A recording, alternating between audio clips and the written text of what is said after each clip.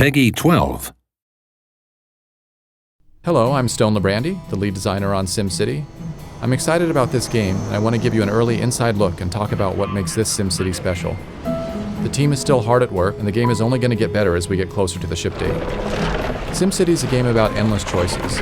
Ultimately, you can do whatever you want. You can focus on growing your population, increasing your wealth, and even building a city that looks like your hometown. Whatever your motivation, you have the power to experiment with a number of different strategies. How you choose to play will influence your city, the neighboring cities, and the lives of all the Sims across the region. When you start a new game, you can pick any location in the region. One of the new ways to play SimCity is to specialize with a big business and give your city a unique role. If I wanted to build an industrial city, I might pick this area near the water so that I could have access to large cargo ships. But I'm a gambler and I want to build a casino city. So I'm going to start in this area because these train tracks will bring in more tourists. Before I can build casinos, I need to establish basic city infrastructure. The first step is to connect to the outside world. This is how construction trucks, moving vans, and tourists will enter my city. There are many different road sizes to choose from. I'm going to make the connection with a wide avenue because I expect a lot of traffic on this road.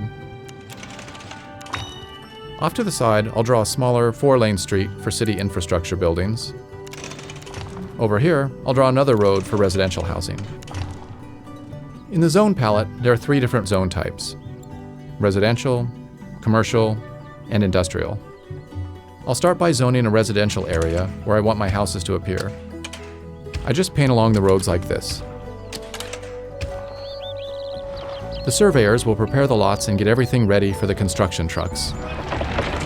The workmen arrive and start building houses. To speed things up, I'll be skipping ahead in time throughout the video. Here come my new Sims. Getting them into my town is easy. The trick is getting them to stay. All Sims need 2 things: money and happiness. I'll start with the money first. Sims need jobs in order to make money. A simple way to create jobs is to build some factories.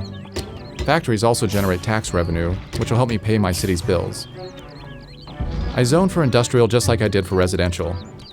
I'm only going to zone a small area here because I don't want too many factories. They're pretty dirty and they won't help me attract tourists. Every Sim in this game has a personal agenda. We can see what this Sim's up to by clicking on him and following him around. Looks like this guy's anxious to get to his new job.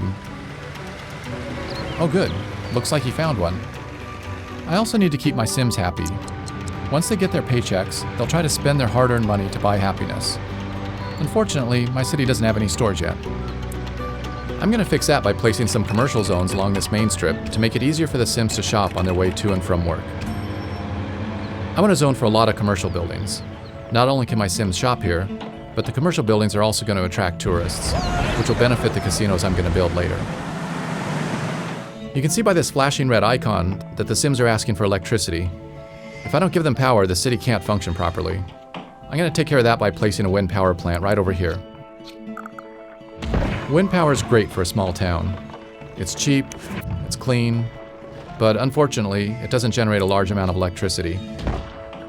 As my town grows, I might need to build a bigger power plant or make a deal with a neighboring city to get some power. As the sun goes down and the first day comes to an end, you can see the building lights coming on now. By turning on the electricity data layer, you can actually see the power flowing along the roads. As the buildings receive power, the Zots disappear one by one, and now my city's ready for the night. Okay, the sun has come up and I'm ready to start a new day. Today I'm going to work on more of the basic infrastructure that will keep my Sims healthy, happy, and productive. When my Sims need something, they don't keep it a secret. This flashing icon tells me that my buildings aren't getting any water. Let me take care of that now by placing a water tower. Before I do that, I need to see how much water is available. This data layer gives me an X-ray view of the water table. The darker the blue, the more water is available to pump. There's a large amount of water over here, so this is a perfect spot for me to place the water tower. All buildings must be placed along roads. I don't expect too much traffic out here, so I'm going to draw a cheap 2-lane road to the aquifer. The water flows along the roads just like power does. There's no need for me to construct a separate pipe network. Alright, looks like the water problem's solved. Whenever the Sims use water, they immediately convert it into sewage. In this view, you can see that the sewage is starting to build up in the pipes. If I don't take care of this problem soon, it's going to get converted into ground pollution, which creates sickness and lowers the land value. The quickest and cheapest way for me to deal with this problem is just to dump it all into a corner of the town and hope that my Sims don't notice. I'll draw a new road out into this forest and place my sewage pipe over here. Problem solved. In addition to sewage, Sims will also generate garbage. My town is still young, so I don't have a garbage problem yet. But since I'm already polluting this corner of my town, I might as well place my dump here too. It's important to make sure that you keep your garbage and sewage away from your water supply. If the ground pollution gets into the pipes, your entire city could get sick. Garbage trucks will drive around town, picking up garbage cans and dumpsters. When a truck gets full, it'll return to the dump and unload. Eventually, the dump is going to fill up, and then I'll either have to expand it or start burning the garbage.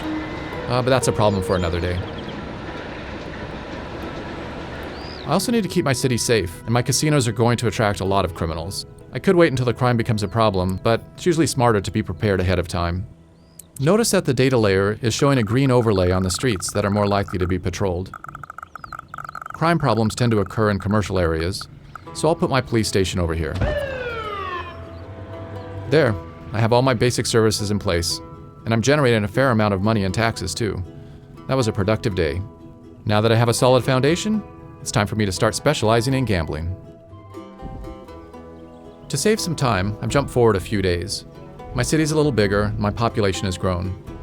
As I mentioned earlier, one of the new things you can do in SimCity is to create a big business. I'm ready to start building up my casino empire now. Casinos can generate large profits, but only if you can get enough tourists through the door. I can't immediately start building a fancy Las Vegas strip. Like everything else in SimCity, I'm going to have to earn it by starting small and then working my way up to greatness. Each casino caters to a different wealth class of tourist. These casinos cater to lower class, these to middle class, and these to upper class. I only have enough money to place this small gambling hall, but if I can make it profitable, then I'll be able to unlock bigger and more expensive casinos and attract wealthier tourists. Right now, I just need to focus on getting as many tourists into this casino as possible. The regional road will bring in some tourists, but not enough for me to guarantee a big profit.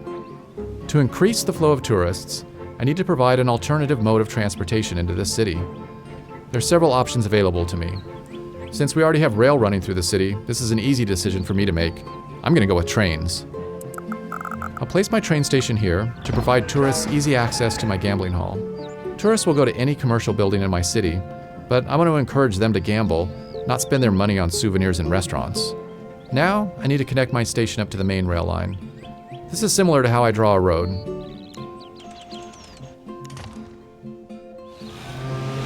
And here comes my first trainload of tourists now. Looks like my little gambling hall is a hit. I'm already making a profit, and things are looking good. My casino city is off to a good start, but I still have a long way to go. That's one of the great things about SimCity. No matter how much you do, there's always new things to try. Thanks for watching. See you next time, and we'll take a closer look at multi-city play in the region.